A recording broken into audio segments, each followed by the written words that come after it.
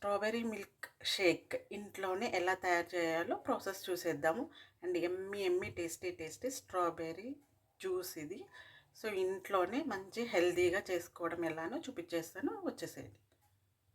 Hi, welcome to ఇష్టమైన వంట.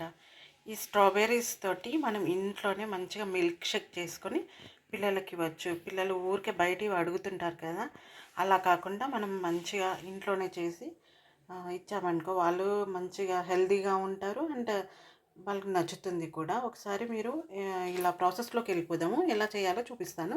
First మాత్రం స్ట్రాబెర్రీస్ తీసుకురాగానే మీరు క్లీన్ చేయాలి, ఎందుకంటే వీటిలో ఇట్లా దుమ్ము ఉంటుంది.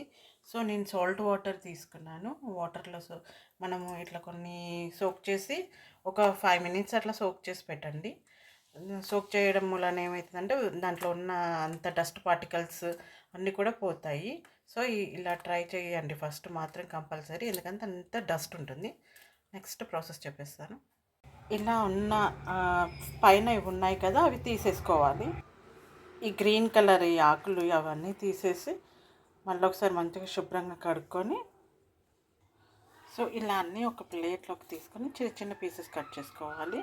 ఈ పైన ఇది తీసేయండి, మళ్ళీ మొత్తం గ్రైండర్లో మొత్తం అంటుకుంటుంది. ఇలా ఒక 4 పీసెస్ అలా చేసుకొని చిన్న పీసెస్ అయినా పర్వాలేదు, చేసేసుకోవచ్చు. ఇలా పీసెస్ కట్ చేసి పక్కన పెట్టుకోవాలి. అండ్ కొన్ని తీసుకొని గ్రైండర్లో వేసుకోవాలి. ఇది స్ట్రాబెర్రీ కాబట్టి ఈజీనే గ్రైండ్ అవుతుంది చూడండి. లేకపోతే మాత్రం మీరు కట్ చేసే వేసుకోండి. ఇలా గ్రైండర్లో వేసుకొని ఫస్ట్ పేస్ట్ చేసుకోవాలి, తర్వాతనే పాలు పోయాలి. ఇలా పేస్ట్ చేసుకోవాలి. మొత్తము పేస్ట్ చేసుకున్నాక షుగర్ వేసుకోవాలి ఇందులో. సో షుగర్ మీకు తగ్గట్టు వేసుకోండి. షుగర్ వేసుకున్నాక మళ్ళీ ఒకసారి గ్రైండ్ చేసేయండి. సో ఇలా గ్రైండ్ చేసుకున్నాక కొంచెం కొంచెం పాలు పోసుకుంటూ మళ్ళీ అట్లా కొంచెం కొంచెమే కొన్ని పాలు పోసుకుంటూ గ్రైండ్ చేయాలి. ఇలా థిక్గా పేస్ట్ అవుతుంది. సో అప్పుడు మనకి ఎన్ని పాలు కావాలంటే దాదాపు ఒక 1/2 లీటర్ పాలు పడుతుంది. అవి కూడా పోసేసుకొని మళ్ళీ ఒక్కసారి తిప్పితే సరిపోతుంది. సో చూసారు కదా, కొన్ని పాలు పోసి గ్రైండ్ చేశాక అలా ఉంటుంది. నేను పైన 2-3 స్ట్రాబెర్రీస్ వేసాను, మళ్ళీ గ్రైండ్ చేస్తాను. సో ఫైనల్గా గ్రైండ్ చేశాక ఇలా ఉంటుంది.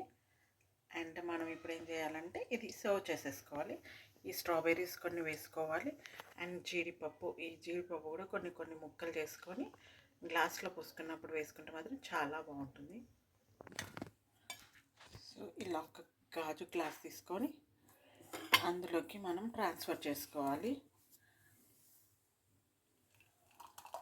మధ్య మధ్యలో ఈ స్ట్రాబెర్రీస్ తగులుతుంటే చాలా అంటే చాలా బాగుంటుంది. ట్రై చేసి చూడండి.